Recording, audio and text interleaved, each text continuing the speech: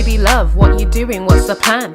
Looking for a man? Corny dating in Japan. Hey! Hi guys, welcome back to my channel. My name is Cornelia, but you can call me Corny, and my channel is Cornyco, where I like to talk about things about Japan, life in Japan, dating in Japan, and everything else in between. I date every type of guy, to be honest. If I find you attractive and your personality seems decent and we have some kind of connection, it's a free-for-all. But I do live in Japan, guys, and the foreign percentage is, I want to say 0.2 or 3%. There's not many of us out here. So I've got a long list of all the atrocious, fun, crazy dating in Japan story times. However, I do feel it's necessary to at least one time address the good things that I like about dating Japanese men in Japan. I think it's kind of unfair to portray guys only in that light. It's just that those kind of stories are the most interesting ones. He was sweet, he was nice, but we just didn't connect at the end. Does that make for a good story time? I don't think so. And to be honest, the people that I actually do really like or did like and enjoyed being around me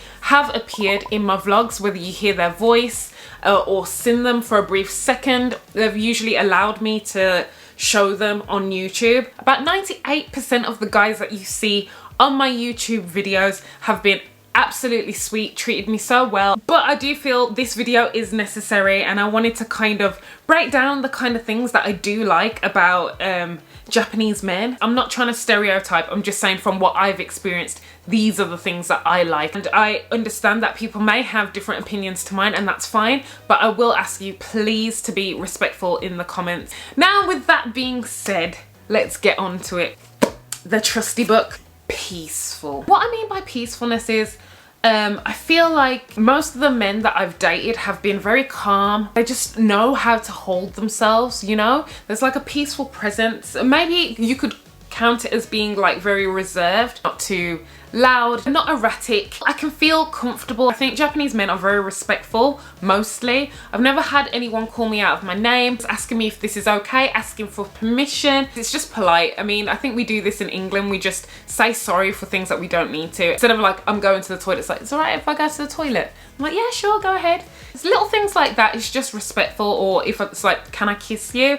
Asking that permission. The nice ones, the sweet ones are usually quite reserved. I find that once you get to know them better or get into a relationship, when those moments do happen, it feels more special and it feels more innocent and sweet. Just a simple touch of the hand or holding hands, it's like I've learnt to kind of appreciate the little things a little bit more. The fact that they refrain from doing that in public, when you're behind closed doors, it just seems like very much more intimate and meaningful. I used to do a lot more PDA. I've done some things in public before, if you know what I mean. I just have definitely reserved myself a little bit more. I like holding hands in public. I have no problem with that. Touch my back. The back of your neck, it's like erogenous area. It's not that I've never had that before, but I think because of society and how people don't really show PDA here, when you have that little touch, it just makes me feel like, oh, he touched me.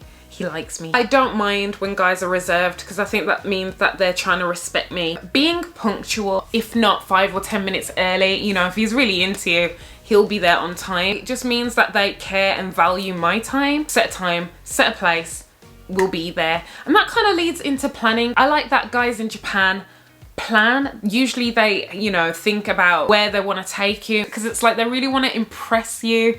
And they go out of their way to, you know, make bookings and actually think. When guys take control here and make plans, it makes me feel like I can sit back and let them take the lead. I do like stronger characters. I do like to date leaders, so it's nice. That's how my ex-boyfriend landed me. He took control, he knew what he wanted, and he went for it. Just imagine a guy sitting down, taking the time and thinking, okay, I want to have a good time with this girl, I want to show her a good time, so I think I'm gonna take her to eat, and then after we're gonna go for a walk, and then maybe we'll go to the movies, or maybe we'll go and play games together, and then we'll go walk around here, and then eventually she might be tired, so we'll go back home. It's the thoughtfulness, it's the effort. I like that. I like when guys plan, and I am not a last minute spontaneous person usually. I think I'd have to either really like you or have literally nothing going on in my life, because usually I'm very busy, so I can't be that flexible. I like to plan. Working hard, the Japanese culture and Japanese men work hard. That is attractive because, you know, in the long run, most of us, not all of us, but a lot of us are looking to settle down in the future and would like somebody who has a stable job. I think stability is important. When I think about the future and providing and having time to actually do things, the finances to do things, being stable, that is very appealing to me. Pat on the head or stroking the head. I don't really want people touching my hair or my head in general, but because I know here in Japan, when Japanese guys do it to girls, it means that they're showing affection. That's their like small like, oh, you're so cute. It's like a possessive cutesy thing.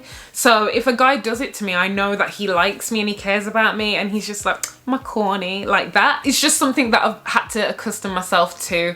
It's still kind of strange, but because I know there's affection attached to it, I do like it and I will accept if that's given by a Japanese man. So yeah. Oh, I like when guys, when they think, so cute. When I ask a question, I think that Japanese guys are very considerate, and because of the language barrier as well, they have to kind of take their time to pause and think about what they're gonna say next and what their answer is, and I can see the cogs turning in their head, and then they'll come out with whatever they want to say, and I find that absolutely adorable because it means that they're really listening to me and taking in whatever information I'm choosing to share with them, and it just feels like the interaction is authentic. A lot of guys that I've dated have remembered like small things or details that I never thought they would, like, oh yeah, you don't like spicy food or something I didn't expect them to retain. Even months down the line, we'll have a conversation and then they'll say something back to me that I didn't think they would ever remember. I'm like,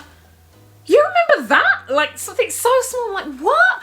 I feel that's happened a lot of times. Japanese guys are very good listeners and they're very good at remembering information and sharing information too. I don't know if this is a guy thing in general, but just getting to the point. It's not like they'll just say stuff to say stuff. I've only met one person like that, and I don't know if he'll ever appear on YouTube, to be honest, but he's a hoot. He's crazy. They say what they need to say, and if they've got nothing to say, they won't say it, and that's just it, you know. I could ramble for hours about nothing. I could talk about freaking flowers. Give me anything, I could talk about it. It's banter for me. It's fun for me to just talk about random stuff, but for them it's like, what's the point of talking about that? That's what my perception is, but I kind of like that. Small gestures. Guys are more likely to turn up with a gift. Here I've had things like chocolates or flowers, and it's not Christmas, it's not my birthday, Valentine's Day or White Day, but you turn up with a little gift and it's like, you going the extra mile for me. This is a language barrier thing, but I do find it adorable when guys use incorrect English. So cute. I've been told it's cute when I try and speak Japanese and they're like, oh, Corny-chan or something, and I'm like, I'm trying.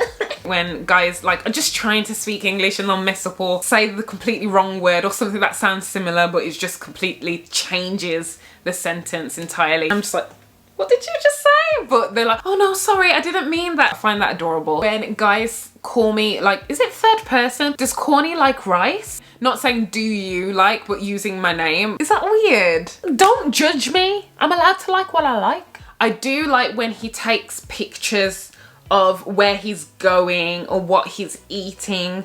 That's only if we are actually talking to each other, because it gets me involved in their day when I'm not around them, and it lets me know that they're thinking about me and thought, oh, I'm gonna take this picture and I'm gonna send it to Corny because maybe she'll appreciate it. I find in Japan, people take photos of everything a lot more. That helps with the communication. I mean, this is kind of superficial, but in the sense of the way that they're presented, just looking like a snack all on your own. I haven't even heard you speak to me yet, and I can already see you carry yourself with pride. Grooming is a big thing in Japan. I love when guys groom themselves well, when they take care of themselves, and I feel in Japan I see that a lot more. Maybe because the rugged look isn't so much in Japan, and I'm not really into the rugged look unless it's like the whole beard. I'll have to put a picture of the kind of Western rugged look that I like, but in Japan, they don't really do that. Usually clean shaven is the way to go. I like that I can kind of nerd out. Unless you come here to work for money, there's another side that comes here to live out the culture, to experience something they've always wanted to experience, you know. There's a lot of geeks, a lot of geeky foreigners out here, I'm not gonna lie. I am partially one of them. Like, I've got an otaku inside, I've got a geek inside who likes to nerd out for certain things. Even though it's growing in Western countries, it's still not as popular as in the birthplace of Japan. So I feel more accepted in that sense. Like, that part of me is more accepted, and we can have that moment together where we can get excited when we're talking about certain things and get in depth. I didn't really have that conversation with many people back home in the UK. Like, there's still a lot of people that be like, what are you talking about, you weirdo? Here it's like, embrace me. I like when guys say that they're kind of nervous. I find that really cute. I don't know, I just find that adorable. I'm not used to it in the UK or in the Western world. Guys are just usually are more confident. Even if they are nervous inside, they don't really admit it. They like to hide that. But I find in Japan that they're more like, oh, I'm kind of nervous. It just lets me see that vulnerable side of them that are a little bit nervous and excited, and it's like that nice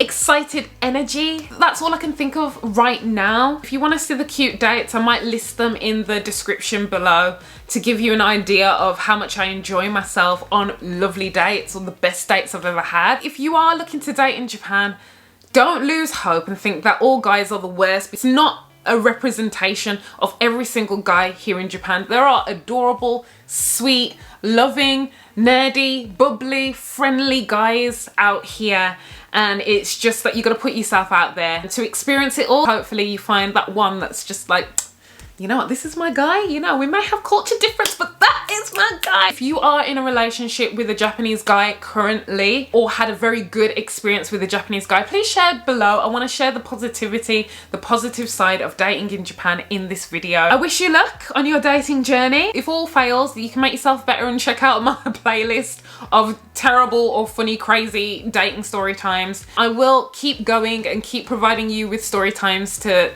let you know and also warn you of the other sides to dating out there. And we have got May, the month of May, May date. Did we get it? I'm still gonna post my vlogs too all through May. Hopefully I can get 2 out per week. Look forward to some fun content in May. Don't forget to click that notification bell. I noticed a lot of people haven't been alerted that my videos have been popping up and coming up. They're like, I didn't know you made a video. It's been like 2 weeks or 3 weeks. I thought you fell off and I just wanted to check up on you. And then I find out you've got like 3 videos. What the hell? I am posting every single week. So thank you so much for watching. If you've enjoyed this video, please give it a like. Follow me on Instagram because I like to post reels and videos. Donating, sharing this video, commenting down below. It all helps to grow this community. Until next time, Faito, Gambate, peace and love.